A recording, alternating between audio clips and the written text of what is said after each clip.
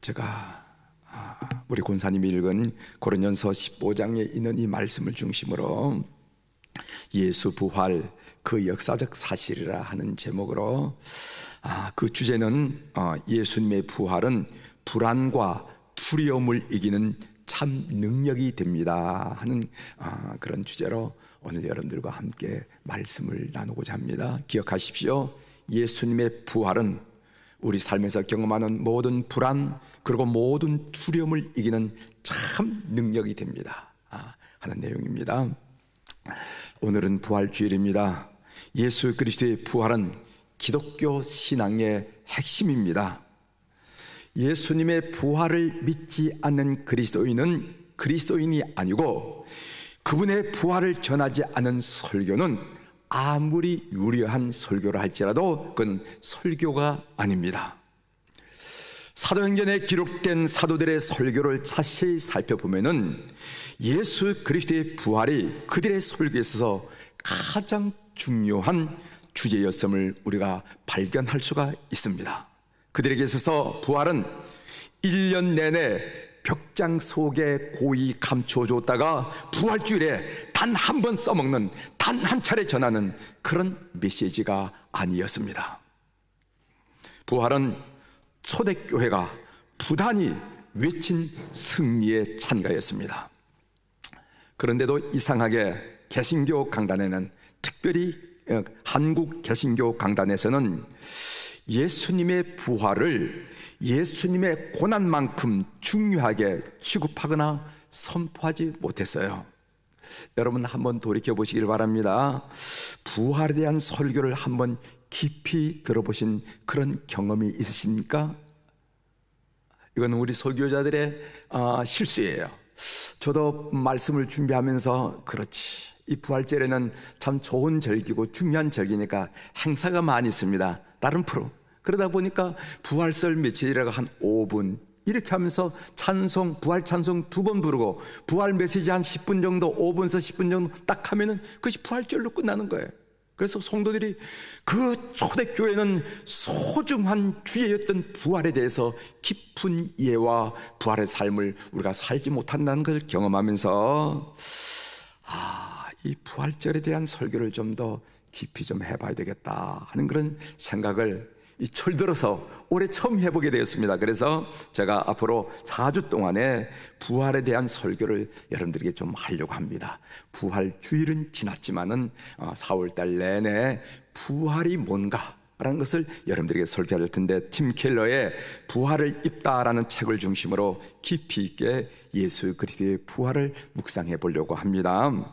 첫째 주에는 예수님의 부활이 없다면은 악과 죽음을 이길 수 있는 우리의 믿음이 헛것이 될 수밖에 없다 하는 말씀을 오늘 여러분들에게 전하고, 두 번째 주에는 예수님의 부활이 성경 전체 줄거리를 이해하는 열쇠이자 그리스도의 삶을 영위하는 핵심 원리임을 여러분들에게 밝혀드릴 것이고, 세 번째 주에는 인격적인 부활 신앙이 어떻게 우리 삶에 시작되는지를 여러분들에게 성경 인물을 중심으로 살펴볼 것이고, 그리고 마지막 주에는 부활 신앙이 우리 삶의 영역에서 어떻게 적용되어서 우리가 부활의 삶을 현실에 살아야 되는지 하는 이 이야기를 좀 준비를 좀 해보고자 합니다. 여러분 기도해 주시기를 바라고, 제가 좀 더 깊이 좀 묵상해서 여러분들에게 기독교 부활이라는 이런 의미였구나, 그것을 우리가 많이 놓치고 살았구나 하는 이런 반성과 더불어 큰 은혜가 있게 되기를 주의 이름으로 부탁을 드리고 기도해 주시길 바랍니다. 오늘 설교는 제가 이런 식으로 진행하려고 합니다. 첫 번째로 기독교는 역사적인 종교라 하는 얘기를 먼저 말씀드리고, 두 번째로 예수 부활의 역사성을 의심했던 교회 안팎의 그 질문들, 회의적인 질문이 있었는데 그거 한번 조명해보고, 그리고 세 번째로는 예수 부활의 역사성이 왜 우리에게 중요하는지 한 이야기를 오늘 여러분들 그런 내용으로 한번 진행해 보려고 합니다. 기독교는 역사적인 종교예요. 역사적인 종교입니다. 다른 종교들과 비교해 볼 때 기독교는 다른 무엇보다도 먼저 이런 역사적인 사실이 있다는 사실부터 믿어야 합니다 라는 말로 시작을 한다는 것이죠. 물론 다른 종교에도 그 종교가 어떻게 기원되어 있는지, 종교의 기원, 창시자의 교훈, 그리고 신앙 지식이 깊은 영혼들의 이야기가 있습니다. 그러나 기독교는 특별히 예수님이 역사 속에서 당신을 위해서 이런 일을 이루셨습니다. 그분은 당신의 죄를 위하여 죽으시고 장사 지낸 바 되셨고, 그리고 사흘 만에 다시 부활하셔서 다시 살아나셔서 많은 이들 앞에서 자신을 나타내 보이셨습니다. 이것을 믿으셔야만 됩니다 라고 권면하고 있어요. 아마 여러분들이 교회 나오면은요, 예수님이 우리를 위해 죽으셨다는 거, 그리고 부활하셨다는 거, 이거 믿으셔야 된다 하는 그런 요청과 권면을 반드시 받을 텐데, 이런 권면은 다른 종교에서 비교적으로 볼 수 없는 이야기라는 것입니다. 그래서 우리 기독교를 뭐라고 하면 역사적인 종교다, 이렇게 이야기하는 거예요. 예수 부활의 역사성을 부인하려는 신학적인 시도가 있었습니다. 19세기 초에 기독교에 초자연적인 요소를 제거하려는 그런 운동이 있었습니다. 물론 나쁜 의도에서 이런 신학적인 작업을 하는 것은 아니에요. 예를 들어서 알브레이트 리첼 같은 사람은요, 예수님의 동정녀 탄생, 예수님의 죽음, 예수님의 부활에 대해서 성경의 기록을 역사적인 사건이 아니라 신화로 이해하고, 신화로 이해하고 이것을 재해석해야 된다, 이런 주장을 했습니다. 그래야만 현대인들에게, 그 당시 현대인들이죠, 현대인들에게 기독교의 진리가 의미 있어진다라고 얘기하는 것입니다. 그러니까 그들의 주장이 뭐 기독교 진리를 회파시키거나 파괴하려는 의도가 아니라 이 기독교 진리를 그 당시 살아가는 현대인들에게, 특별히 계명주의 이후에 살아가는 사람들에게 어떻게 하면 복음의 진리가 의미 있을까라고 할 때 소위 신화를 비신화시켜야 된다 하는 그런 얘기를 한 것입니다. 그의 주장을 한번 들어보십시오. 기독교 신앙에는 신화적인 요소가 많다. 과학시대를 사는 현대인들은, 그 당시엔 계몽주의를 말합니다. 그 계몽주의에서 과학시대라 그렇게 칭했죠. 과학시대를 사는 현대인은 그런 일이 실제로 일어났다고 믿지 않는다. 그러므로 기독교 신앙이 현대인에게 의미를 주려면 그런 신화적인 요소를 재해석해야 된다. 이걸 비신화라고 그러죠. 재해석해서 설명해야 된다, 이렇게 말했습니다. 그리고 예수 부활의 역사성에 회를 푸는 질문들이 교회에 안팎으로 역사적으로 많이 일어났는데, 그 이야기를 여러분들에게 좀 정리해서 말씀을 드리도록 하겠습니다. 첫 번째로, 예수님이 죽은 지 수십 년이 지나서야 예수님의 부활이 일종의 전설 형태로 생성되었다, 이렇게 주장하는 사람들이 있었어요. 예수 부활, 그 실제로 일어난 일이 아니라 예수님이 돌아가신 이후 여러 세월이 지난 다음에 그 제자들에 의해서, 그 기독교를 믿는 사람들에 의해서 예수님이 부활했다 라고, 그런 전통이, 그런 전승이, 그런 형태가 전설 형태로 만들어졌다 하는 그런 의견이 있었습니다. 그러나 10년, 20년, 30년 훗날이 아니라 그 당시에 이미 수백 명의 남녀가 부활하신 예수님을 목격했다고 증언한 내용을 우리가 보게 된다는 것이요. 오늘 우리가 본문을 읽었던 고린도전서 15장 4절부터 6절의 말씀인데, 제가 다시 한번 읽어드리도록 하겠습니다. 장사 지낸 바 되셨다가 성경대로 사흘 만에 다시 살아나사 게바에게 보이시고, 게바는 베드로이죠. 게바에게 보이시고 후에 12 제자에게, 그 후에 500여 형제에게 일시에 보이셨나니, 그 중에 지금까지 대다수는 살아있고 어떤 사람은 잠들었으며, 그 죽은 사람들도 있지만 대다수가 예수님의 부활을 목격했다 하는 이야기를 한다는 거죠. 그래서 이것은 예수님이 돌아가신 이후에 먼 훗날 사람들이 우리 기독교를 뭔가 좀 형식화하기 위해서 했던 전설 형식, 전설 형태가 아니라는 얘기입니다. 두 번째로는요, 예수님의 제자들이 부활하신 예수님을 실제로 본 것이 아니라 환각 또는 환상으로 그의 임재를 경험했을 것이다, 이렇게 하는 이야기입니다. 그러니까 예수님이 실제로 부활하신 것을 본 것이 아니라 환상 또는 환각으로 예수님의 임재를 경험했을 것이다 하는 얘기입니다. 그러나 대면한 십전과 정황이 워낙 다양해서 그럴 가능성이 없습니다. 피터 윌리엄즈는 성경에 나온 부활의 증언을 다음같이 정리를 했는데요, 기록된 것만 해도 부활하신 예수님은 그거 다 성경 본문을 다 적었는데 유대에, 갈릴리에, 성읍에, 시골에, 실내, 실외에, 아침에, 저녁에 예고하신 대로 예고 없이 가까이에서, 멀리서, 산 위에서, 호숫가에서 여러 남자에게, 여러 여자에게, 개인에게, 단체에게 앉으셔서 서신 채로 걸으시면서 음식을 드시며 말씀하시며 이렇게 나타났다 한 내용을 성경에 있는 것을 본문을 그대로 이야기하면서 예수님의 그 부활하신 그 몸의 출현을 다양한 양태, 시점도 다르고 나타나는 형식도 다르다는 얘기를 해나는 거죠. 죽은 자 가운데서 다시 살아나신 예수님을 실제로 보지 않고서야 복음서와 선시에 나타나는 그 수많은 증언들을 설명할 길이 없다는 거, 설명할 길이 없어요.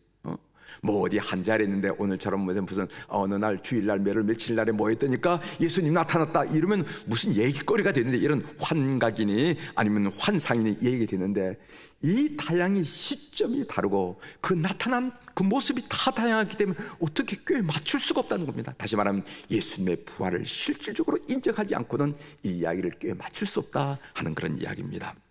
세 번째로는요, 예수님의 부활은 제자들이 날조했다라는 그런 이론이 있을 수 있다는 것입니다. 그렇다. 제자들이 예수님이 살아계실 때 부활한다는 말씀을 하셨으니까 이제 돌아가서 없어졌지만은 그러나 부활했다, 이렇게 날조했다 한 얘기입니다.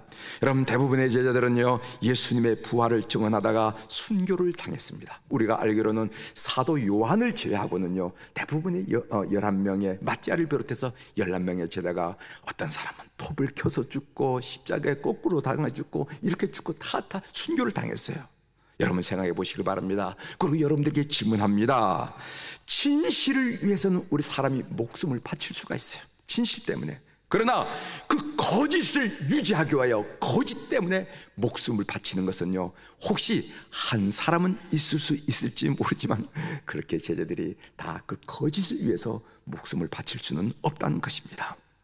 네 번째로, 예수님의 부활을 부인하면은 제자들의 변화를 설명할 길이 없다는 거예요. 그리스도의 부활 이전만 해도 제자들은 크게 두려워하여 목숨을 부지하게 급급했다는 것을 성경을 통해서 볼 수가 있습니다.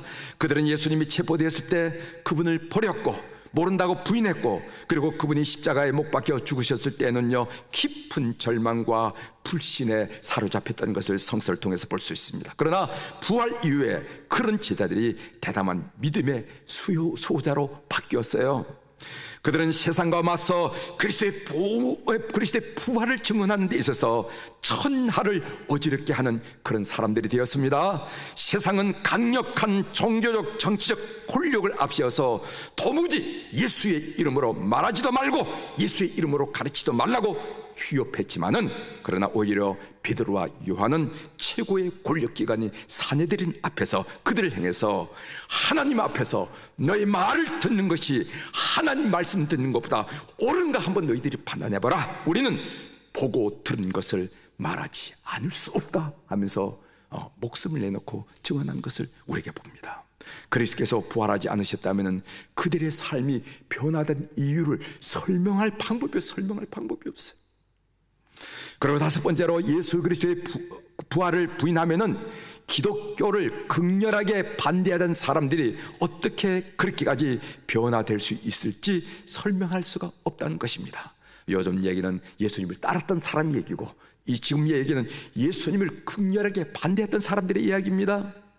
예수님이 공생의 사역을 하실 때 그분의 동생인 야고보와 유다는 믿기는커녕 공공연히 반감을 표출하고 조롱을 했습니다. 그러나 예수님의 부활 이후에 예수님의 형제들은 완전히 변화되어서 초대교회 지도자들이 되었어요. 그들은 자신의 서신 야고보와 야고보서 유다서를 통해서 자신들을 예수님을 뭐라고 보면은 예수 그리스도의 종이라고 했어요. 예수 그리스도 종. 예수 그리스도의 종된 야고보는 예수 그리스도의 종된 유다나.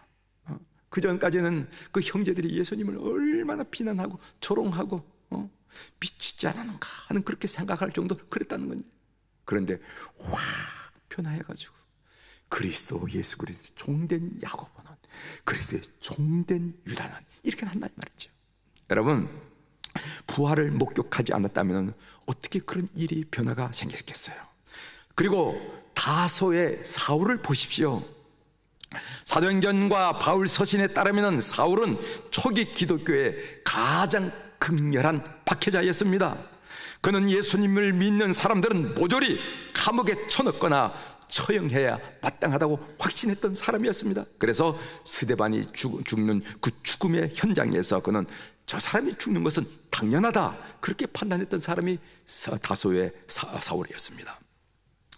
그 일이 있은 후에 그는 주의 제자들에게 대하여 여전히 유혹과 살기가 등등하여 제상을 찾아가서 그 도를 따르는 사람들을 잡아올 테니까 나에게 공문을 해 주십시오 이렇게 말했다는 것이죠. 그러나 사울은 다메섹으로 가는 도중에 부활하신 예수 그리스도를 만나고 완전히 변화되었습니다. 기독교의 가장 큰 적이었던 사울은 마침내 기독교의 가장 영이 열렬한 옹호자가 되었고 그리고 전도자로 변했습니다. 정말 어떤 분이 이렇게 표현했어요. 루터가 그렇게 표현했습니까? 정말 미친 개처럼 사도 바울은 그 생을 온전히 바쳐서 소아시아로 유럽으로 그 삶을 바뀌었던 것을 우리가 보게 된다는 거죠. 예수 그리스도의 부활이 아니고서는 설명할 수 없는 내용이라는 것입니다.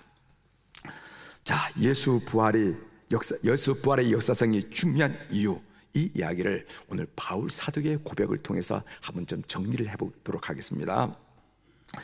부활의 역사적 사실이 없다면은 기독교는 헛것이 되고 말 것이다. 헛것이란 말을 썼어요. 여러분, 바울은 고린도전서 15장 14절에 오늘 우리가 본문으로 읽지 못하진 않지만 여러분, 고린도전서 15장은 부활장입니다. 사실 오늘 설교는 그 전체를 가지고 여러분이 설교해야 되는데 오늘 여러분 시간 관계에 이렇게 그 부분을 읽었습니다. 고린도전서 15장 14절에 보면 이런 말씀이 있어요. 그리스도께서 만일 다시 살아나지 못하셨으면 우리가 전파하는 것은 헛것이요 또 너의 믿음도 헛것이요 라고 얘기했어요. 이것을 그 헛것이라는 얘기를 두 번이나 반복하는 것을 우리가 볼 수 있습니다. 이 헛것이라 하는 이 히라보 단어가 뭐냐면 케노스라 하는 그런 단어인데 이 말의 뜻은 뭐냐면 능력이 없다 이런 뜻이 능력이 없어요. 즉 너희는 불의에 맞서야 한다 아니면 불안 속에도 희망을 잃지 말아야 된다 라는 윤리적 겉면은 아무리 좋고 옳다 할지라도 예수 그리스도의 부활이 없으면 무력하다는 건 무력하다는 거예요. 공허한 말이라는 겁니다. 언어의 유의라는 거예요. 너희들 바로 살아야 된다. 불의에 맞서 싸워야 된다. 아니면 불안 속에 두려워하지면 안 된다. 희망을 가져라. 이런 소위 도덕적이고 윤리적인 언어는 예수 그리스도의 부활이 없다면 부활이 없다면 그 공허한 언어라는 거예요. 이걸 지금 바울 사도가 하는 이야기입니다. 예수 그리스도의 부활의 역사적인 사실이 없다면 기독교는 아무런 힘이 없는 헛것이라 이렇게 설명하는 것이에요. 그래서 존 업다이크라 하는 사람이 이런 책을 썼습니다. 한번 잘 들어보십시오. 그 부분을 그가 설명한 부분을 제가 여러분들이 읽어드릴 텐데, 정녕 그분의 부활은 몸의 부활이었다. 세포 분해가 복원되고 분자가 재결합하여 아미노산이 다시 활성화되지 않았다면 교회는 기독교는 무너졌을 것이다. 부활은 세 번마다 환생하는 꽃 같은 것이 아니고 11사도의 당혹한 눈에 비친 그분의 영도 아니었다. 그분의 영인가 했잖아요. 제자들의 영도 아니었다. 그분은 몸으로 살아나셨고 우리도 마찬가지일 것이다. 손가락과 발가락의 구부림도 똑같았고 심장의 판막도 똑같았다. 그 심장이 찔려 멎었다가 영원한 능력으로 다시 새 힘을 얻어 봉합된 것이다. 은유와 유추와 초월로 하나님을 조롱하지 말라 이렇게 했어요. 이걸 뭐 해석한다고, 이건 은유니, 이건 유추니, 이건 뭐니 해가지고 그렇게 해서 하나님을 조롱하지 말라고 그랬어요. 예수님의 부활이 실제적으로 우리에게 중요한 이유는 무엇인가? 이 바울 사도는 이렇게 얘기했어요. 예수 그리스도의 부활의 중요한 두 가지라는, 하나는 그분이 하나님 아들 구세주라는 것을 확실히 증언한 것이다. 그리고 우리가 하나님 앞에 의인 되었다는 것을 확증한 내용이다. 이것도 두 가지인데 이 두 가지를 여러분들에게 설명드리고 말씀을 좀 마치도록 하겠습니다. 예수님의 부활이 실제적으로 우리에게 중요한 이유가 무엇입니까? 첫 번째, 예수님의 부활은 그가 하나님의 아들이시요 구세주라는 사실을 확증한 일이라는 거예요. 바울 사도는 로마서에서 그리스도를 이렇게 설명했습니다. 로마서 1장 4절입니다. 성결의 영으로는 죽은 자들 가운데서 부활하사 능력으로 하나님의 아들로 선포되셨으니 곧 우리 주 예수 그리스도시니라. 굉장히 중요한 말씀에서 제가 천천히 다시 한번 말씀을 드리겠습니다. 읽어드리겠습니다. 성결의 영으로는 죽은 자들 가운데서 부활하사, 죽은 자들 가운데 그대로 멈춘 것이 아니라 죽은 자들 가운데서 부활하사 능력으로 하나님의 아들로 선포되셨으니 곧 우리 주 예수 그리스도시니라. 이렇게 했어요. 여기에 선포하단 말이 있습니다. 이 선포하단 말은 결정하다, 임명하다, 표시하다 라는 헬라어의 호리조란 말이에요. 호리조란 말이에요. 이 말은 부활이란 기적을 통해서 하나님의 아들이라는 사실이 온 세상에 확실하게 공포되었다는 것입니다. 예수님은 빈 무덤을 통해서 강력하고 경이롭고 당당하게 하나님의 아들로 선포되고 확증되었다는 거예요. 그래서 존 메가던이요, 이 호리조의 용법과 의미를 이렇게 설명했습니다. 참 재밌게 설명했어요. 구별하다를 뜻하는 이 헬라 단어 호리조에서 지평선을 말하는 영어 단어 호라이즌이 나왔다. 여러분 잘 아시죠? 호라이즌, 지평선. 지평선 넘어간다고 온다고 그런 노래 하잖아요. 지평선. 이 호라이즌이 유래했다. 지평선이 하늘과 땅을 구별하는 확실한 경계선이듯, 지평선이 하늘과 땅을 구분하는 확실한 경계선이듯, 예수 그리스도의 부활은 그분과 다른 인간을 분명하게 구별하여 그분이 하나님의 아들이라는 것을 논박할 수 없는 증거를 제시하는 것이 부활이라는 거예요. 논박할 수 없는 증거를 제시하는 것이다. 지평선이 하늘과 땅을 확실하게 구분한 경계선이듯이 그 부활이, 그분은 우리 인간과 다른 하나님의 아들이고 살아계신 하나님의 아들임을 증거하는 확실한 그 증거라는 거예요. 예수님의 부활은 그가 하나님의 아들이시요 구세주라는 사실을 확증한다는 사실을 믿는 여러분들이 되시길 바랍니다. 두 번째로, 예수님의 부활은 우리가 의롭게 됨을 확증한다는 것입니다. 사도 바울은 이 진리를 다음과 같이 설명했습니다. 로마서 4장 25절입니다. 이것도 한번 잘 들어보십시오. 예수는 우리가 범죄한 것 때문에 내줌이 되고, 내줬다는 거죠. 내줬다. 제물로 내줌이 되고, 또한 우리를 의롭다 하시기 위하여 살아나셨느니라. 이게 제가 성경 구절을 여러분들이 그대로 인용해 드린 겁니다. 로마서 4장 25절에 예수는 우리가 범죄한 것 때문에 내줌이 되고 또한 우리를 의롭다 하시기 위하여 살아나셨느니라. 따라서 예수 그리스도의 부활은 우리가 죄를 용서받고 의인이 되었음을 확증하는 증거라는 것입니다. 생각해 보세요. 예수님이 우리를 위해서 십자가를 지셨다. 이것도 은혜가 되잖아요. 그런데 그걸 어떻게 믿어? 그 다음 단계 가면 조금 우리가 말이 주저하고 주춤이 된다는 거죠. 그런데 예수님이 부활하심으로 말미암아 너의 믿음이 사실이라고, 너희들이 의인 되었음을, 너희들이 구원받았음을 확증했다는 거예요. 확증해. 이것이 바로 바울 사도가 부활을 경험한 고백이에요. 그래서 토마스 수레이너는 이렇게 말했습니다. 예수님이 우리를 의롭다 하시기 위해 부활하셨다는 말씀이 무슨 말인가? 그것은 그분의 부활이 우리의 칭의가 확실한 것을 보증하고 확증하다는 뜻이다. 그리스도의 부활은 그분이 우리를 대신해서 행하신 사역이 온전히 이루어져 의심 없이 온전히 이루어졌음을 확증한 것이다. 믿는 여러분들이 되시길 바랍니다. 참 이 기독교 진리를 깊이 묵상하면 참 은혜스러운 게 많아요. 예수님이 우리를 위해서 돌아가셨다. 십자가에 대해서 저는 일주일 동안 제가 새벽 기도 때 여러분 말씀 많이 드렸잖아요. 그런데 그건 알겠는데 그걸 어떻게 우리가 확신하지? 우리가 어떻게 확신하지? 라고 할 때 조금 우리가 주춤하게 된다는 거예요. 그런데 예수님이 부활하심으로 말미암아 이것이 사실이라는 거, 확증된 일이라는 것을 우리에게 드러난다. 이것을 지금 바울이 우리에게 얘기하는 거예요. 이 믿음이 여러분들이 있기를 주의 이름으로 축원합니다. 이제 말씀을 마치겠습니다. 요즘 우리가 겪고 있는 코로나19 팬데믹은 과학과 첨단 기술을 향유하는 현대인들에게 도저히 받아들일 수 없는 일이에요. 지금 시대에 이런 일이 일어나다니, 지금 시대에 이런 일이 일어나다니, 무슨 달에 가고 화성을 지구화시키고 이런 시대에 어떻게 이런 일이 일어나단 말이지. 어처구니 없다고 고개를 갸우뚱한 순간에 죽음이 현실적으로 우리에게 닥쳐오고 있습니다. 미국에는 10만 명, 20만 명 무슨 떼죽음을 하고 있어요. 그래서 우리는 더 불안하고 더 두려운 것입니다. 여러분, 3세기 로마 제국의 역병이 창궐해서 수많은 사람이 쓰러졌습니다. 그 당시 죽음의 공포 속에서 이교도들은요, 병든 자를 자기 가족이지만 거리에 내버리고, 그리고 감염된 자를 접촉하는 것을 극히 꺼렸습니다. 그러나 로마의 박해를 받던 초대교회 그리스도인들은요, 두려움을 떨쳐버리고 일어났습니다. 위험을 무릅쓰고 병든 자를 치료해줬고, 그리고 길거리에 시선들을 걷어서 장례를 지켜줬어요. 이런 그리스도인들에게 뭐라고 그 당시에 사람들이 불렀냐면 히랍어로 파라볼리노이라 이렇게 불렀어요. 파라볼리노이라 불렀습니다.